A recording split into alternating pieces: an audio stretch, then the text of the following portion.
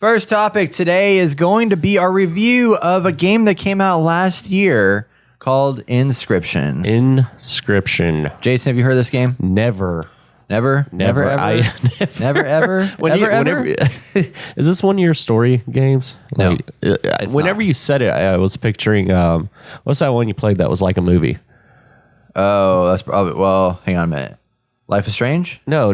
That's like you're watching the movie and pulling out clues. Oh, yeah. That was a similar name. Oh, shit, what's it called? I thought we were reviewing that one again. I saw it on... starts with an I. Damn it. What is it called?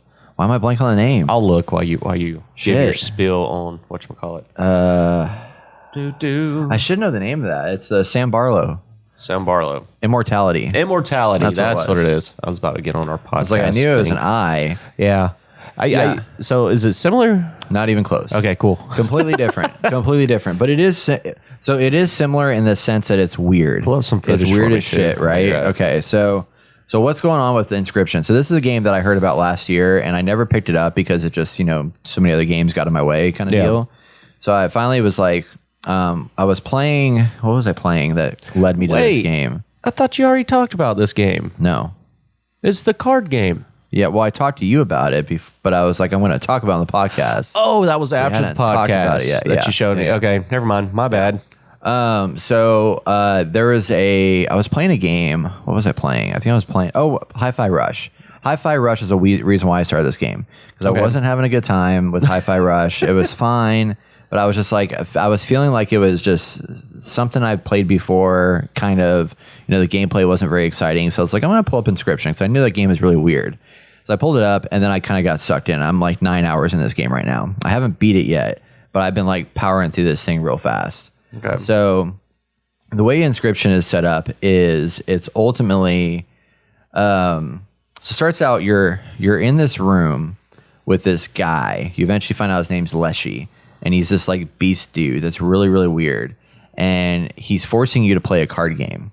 And you think you're just like stuck here in front of this thing, and you're just playing this card game with this dude, and that's what you're doing. It's interesting. And then you learn quickly how to play the game, and it is like it's a roguelike deck building game. Yeah. So if you played a deck building game, like you start collecting cards, you rearrange your cards to get the best outcome in your game. And it's roguelike in the sense that you keep playing, and if you die, you go back to where you started, right? Okay. So in the sense of that, it's like if you play Cult of Lamb, in Cult of Lamb, you go into a boss run, or you go into like a dungeons, or you go into one of the runs, and you play through room to room, and you get to pick your pathways, remember? Yeah. Like you can go, I want to go here, I want to go there. Well, you pick those pathways, and then that gives you something you can do. So in this game, it's the exact same concept where one can be a deck battle against Leshy, the creepy dude, or it could be like there's a fire pit where you go to the fire pit and you get to like put in a card, and these like creature thingies, these like totems or whatever, will like upgrade your card. There's another one that like will sacrifice a card to put in another card to give it an upgrade. So cards are set up with a pretty relatively simple mechanics. So each card has obviously the name, and then it's got a power level and an attack, or your health and your attack. Okay. So your health, of course, is how much health you have until you die, and then your attack is on the left-hand side with a little paw print that tells you like how much you can do attack. So you have a 4 lanes, and there's 4 lanes. There's a neutral center section, and then their lane above you. So if I lay a card down and I see the enemy has a card, that means the next turn they're going to move that card in, and that card will then attack my card. So you got to kind of play strategically to determine where you want to lay your cards down, because your goal is to attack the enemy's lane where they don't have a card, because the cards are going to block and defend. So if you've ever played like Hearthstone or something like that, similar to Hearthstone, where if there's a card in there blocking you, you have to kill that card before you can attack the enemy. Attack the enemy. Okay. So in this way, you're attacking the enemy, but you're not attacking a person. You're creating you're collecting teeth. So the teeth go on the scale, and the scale rises up and down, and you have to basically get more hits on their end than you do on your end, which I think it's like 10 one direction or the other. Okay. So you have to tip that scale down until it hits the ground, and then you win the game. You win the game. Yeah. So my question is like, I see the cards, they have numbers and stuff like that. And the artwork in this is pretty interesting. I liked you compared Super it cool art to style. Cult of Lamb. Yeah. I get that vibe from it. But so how I see the numbers on the cards. Does that dictate what power level it's at and it attacks the card? Yeah, so the number on the left is how much damage you're going to do to the enemy cards. So if you have a card on the other side that has the little heart of 2, and you have an attack of 3, you're going to kill that card because 3 attacks 2. Okay. So if they any have card, no more- matter the card number, it can attack any card. Correct. Okay, got it. Within reason. There are some that have, so there's these things called sigils, and they're little markings on the center of a card. And the video we're watching right now doesn't have any cards with sigils on them, but they show up in between the power and the attack level. And the sigils give you special buffs to a card. So if you right click on the card, you'll be able to see what that sigil is. So there's one in particular that's a wing, and it's an airborne card. And the airborne card means it directly attacks the enemy and bypasses the card that's blocking it. Okay. So it'll always go straight in attack. And there's other sigils that, like, if this card dies, put it back in your hand. So it never dies. It just keeps coming back. So there is thing. some kind of strategy to this every once in a while. Ton of strategy. Yeah. Got it. There's definitely, it's all about making sure, like, I was dying a shit ton in this game until I upgraded my card deck to, like, I started learning the systems in order to do the right attacks. It's really what I found out was, like, I needed to be taking out the enemy as fast as possible. Like, I can't let them build up their side. Otherwise I'd be screwed. So I started getting rid of all these, like, high cost cards, and then because there's also a cost to all the cards. So some cards, few cards you can just lay down. One of the cards you get is a squirrel, and the squirrel is basically a free card to sacrifice, because in this game you kill all the cards and you sacrifice them in order to spawn new cards. So on some cards you'll notice a like blood droplets on them. That means how many cards you need to sacrifice, how many animals you need to sacrifice basically in order to spawn this card. So one blood droplet, you need to sacrifice one animal. So you have to kill that animal on the card on the floor before you can spawn the new card. Got it. And then so you that'll want be to a sacrifice higher level card. So squirrels are basically like just easy. They're just throwaway cards that throwaway sacrifice. cards. Yeah, Got it.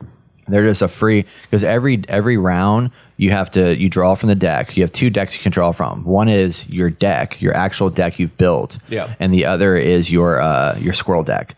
So you just draw squirrels when you need cards to throw out and sacrifice, and then you draw from your deck to actually do your deck. Technically, you don't have to sacrifice a squirrel if you don't want to. You can just sacrifice one of your stronger animals. You could too if you wanted to. Yeah, That's just like yeah. And one thing that's interesting too is, like, you'll notice if you ever watch videos of this, on the right hand side there's a bunch of, like, objects. There's like little canisters that has like a squirrel card inside of it. There's this thing that looks like something that, like, pliers, different things like that. So as you're progressing through the roguelike elements, going from place to place, there's a point where you can select from these options to give you an advantage, a buff. You can hold 3 extra items to give you a better advantage in the game. So one can be just another free squirrel card. So you can just grab the vase, pull out the card, and then you have an extra squirrel card. And then one of them is a little piece of pliers where you rip out a tooth from your mouth and drop it on the other team's scale to like overload that. There's another one that you can do where if you want to really turn the tides of the thing, you can actually pull out your eyeball. So you actually rip out your eyeball and you drop it on the scale, and it drops the scale down like significantly. your eyeball. Yeah, you pull out an eye.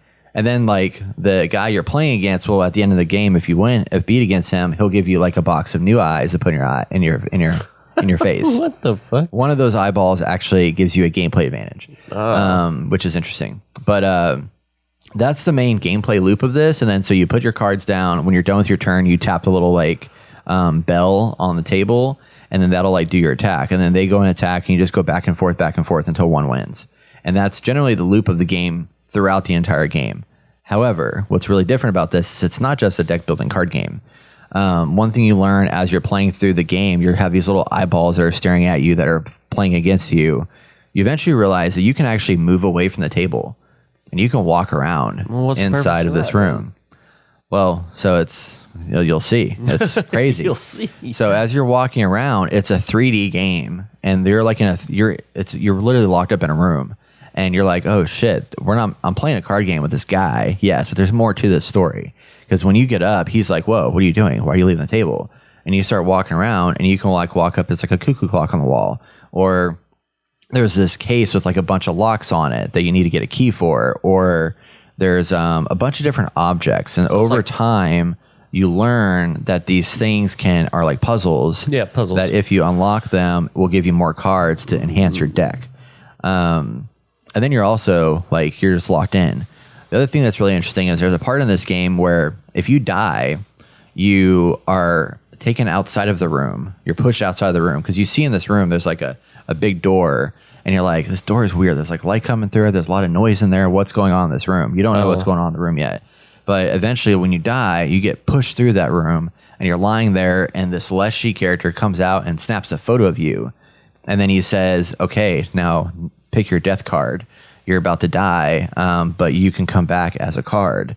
So you get to like write a name on a card, and you get to basically build a card and pull health, attack, and sigils from different cards to build your like ideal card deck. And then so when you go back into the game, you'll have that in your deck that you can then use, which is likely going to be a much stronger card than what you already have. Yeah. Every time you die, you can build those new cards and build out stronger card decks and stuff like that. So you run through this whole thing, and then you eventually go through a bunch of bosses, because you have to fight different bosses in this. So as you go through like one map, you like start in like what they call like the wetlands, for example, and you go up and do the little pathways, and then you get to a boss, just like in Cult of the Lamb. When you get to this boss, you fight it, and they have some kind of like advantage. So there's like the pelter, where at the end of every round, like he will take some of your cards and turn them into pelts. So then you have to then spawn in new cards. One of them is a guy that's like a gemstone, like he's I don't know, he like makes gemstones and shit like that. So he'll like at the end of the first, you have to kill him 2 times. The first time he kills you, or you kill him, he will turn all of your cards on the table to gold. So you have like blocks like blocking the way, but you can't play any cards until he knocks out those gold pieces. So you have to kind of like pick and choose where you go. There's one called the Angler that is like every time you place a card down, he'll like put a little hook over top of it, and if you don't do something with that card, by the time his turn comes, he steals that card. Ooh. Yeah, which is crazy. Well, do you have any like special abilities? Yeah, those are the ones that are on the right hand side that I was talking about that you collect over time. That you can collect over time. And then you eventually, when you defeat the Angler, you actually get a fish hook that you can use to like take stuff. So this is the room where you like move around. So when you're exploring the room, can you go to the guy and like, I don't know, punch him? Nope. It's like a kind of a very old school survival game where you just turn in like 4 different directions and just move forward to stuff, but you can't move to him. So with this guy, with a boss or whatever, once you defeat him, does he have like some dramatic death scene of some sort? How do you kill him, or does he just get up and walk away? So it's very different than that. But I'm not going to tell you what that is. Okay. I'm going to leave that up to the players to play this game. Oh, Brett, you tease. Because this game, I will say, I do recommend, if you guys like deck building games, this game is largely a deck building card game. It's very, very fun, very, very strategic, very challenging, but super rewarding with every run you do, every gameplay. Like, it is one of those games where you like, the more you play, the more you die, the better you get, the stronger you get, the more you can do damage. And then once you start doing damage and like winning decks or winning games, you're like, I'm a freaking god. This is awesome. But this game, the story to this game is so interesting because you think you're just trapped inside this room, and then the whole game changes. Not just once, but twice. And there's some significant changes to this game. Like the whole entire gameplay experience changes. It's still ultimately a card game, but it's very, very different. And that's all I can say is like this game is nothing like what you expect it to be. All you see is this here, but this game, this is just like a third of what the game actually is what you see in the videos. And it's freaking crazy, man. So good. So anyway, highly recommend Inscryption. Check it out. PC only? Good question, actually. Yeah, I think it is. Just curious. I think it is. I'm playing on PC. I'm playing on Steam. I bought it like on a Steam sale for like super cheap, I believe. I think it was like $5. I think it's probably around like 10. 10? But I think like right now it's like pretty cheap. Yeah, because I saw it after we talked about it last podcast. Like I saw it on Steam whenever I was like surfing around. $20 on Steam. $20. Okay. But just give you an idea. So the game has 82,000 reviews and it's 10 out of 10. So like people are like into this game. I think it was made by like one guy. What if they'll add like It's on the Switch. a PvP version to this? I don't know. So it's on the Nintendo Switch, PlayStation 5, Xbox, PlayStation. It's on everything. Okay, it's on all platforms. It's on everything now. It would be kind of cool to have like a game where you can like play against your enemies and like do a deck building. Like I like that you're playing against an AI. Like the story part to it is really intriguing to me. But I can see them easily adding a multiplayer like PvP thing to this, making it, especially since it's so like popping off right now on Steam and everything. Yeah, I also like there's a couple of cards in this game that talk to you. Like when they come out, they like have a conversation with you, and they kind of give you hints as to like what you need to do to escape. And all the cards are animal cards, right? Yeah, yes, yeah, okay. They're all different animal cards. But it is a weird game. Like they say, the description on Steam is very accurate. Inscryption is an inky black card-based odyssey that blends the deck-building roguelike escape room-style puzzles and psychological horror into a blood-laced smoothie. Darker still are the secrets inscribed upon the cards. Ooh, Very, very accurate. spooky. So yeah, solid game. Highly recommend. Y'all should go pick it up. Available everywhere. $20. Your life desires.